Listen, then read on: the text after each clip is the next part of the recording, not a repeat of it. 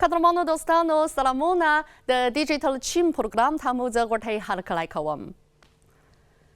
د چین د انټرنیټي شبکې د معلوماتو مرکز د 2015 کال په پایل کې په 55م ځل د چین د انټرنیټي شبکې د پرمختګ د شمیرو راپور خپور کړی دی. دغه راپور ښیي چې په 2024 کال کې چین کې د انټرنیټي شبکې اساسي تاسیسات د پرلپسې بشپړتیا په حال کې وو او د دغه هیواد د اقتصاد او ټولنې د پرمختګ لپاره یې ښه زمینه برابره کړې ده. نو زه به په ننني پروګرام کې د ګڼو شمیرو له مخې د ډیجیټل تخنیک په رڼا کې د دغه هیواد د کولتوري او سیلانیزو چارو د پرمختګ حالات در وپېژنم. راپور ښیي په 2024 کال کې د چین په کولتوري او سیلانیزو چارو کې ډیجیټل تخنیک ښه کارول شوی او ښه پرمختګ یې موندلی دی. د چین د بېلابېلو کچو ځایي حکومتونو د لنډو ویډیوګانو ژوندیو خپرونو او انټرنیټي لوبو له لارې په هر اړخیزه توګه په زړه پورې کلتورونه، خوندور خواړه او ښکلې منظرې سیلانیانو ته ورپېژندلي او د کلتور او سیلانۍ د نوي آنلاین پیژند کارت په جوړولو سره یې د اړوندو چارو د پیاوړتیا لپاره هلې ځلې کړی دي او کوي یې.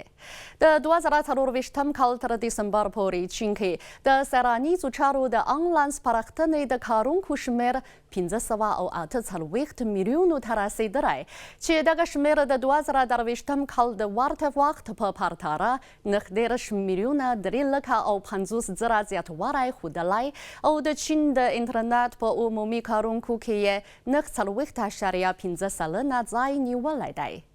د یادونې وړ ټکی دا دی چې د زیاتېدو واقعیت، مجازي واقعیت او مصنوعي ځیرکتیا په شمول ډیجیټل تخنیکونو په کلتوري او سیلانیزو چارو کې چټک پرمختګ موندلی او سیلانیانو ترې ښه او نوی خوند اخیستلی شي. د بېلګې په توګه د 2024 کال په می کې د کارګرو د نړیوالې ورځې په رخصتیو کې چین کې د دوبیدونکې تجربې شکله نویو تفریحي ځایونو چې د یادو ډیجیټل تخنیکونو په کارولو سره آباد شوي څه باندې 4 میلیونه او 3 لکه سیلانیان راجلب کړي او پکې یې عمومي مصرف له 220 میلیونو ینو څخه پورته ښودل شوی دی. د 2024 کال تر دسمبر پورې په چین کې د کوچنیو انټرنیټي ډرامو د کارونکو شمېر 602 میلیونو ته رسېدلی چې دغه شمېر د چین د انټرنیټ په عمومي کارونکو کې 50.7 سلنه نیسي.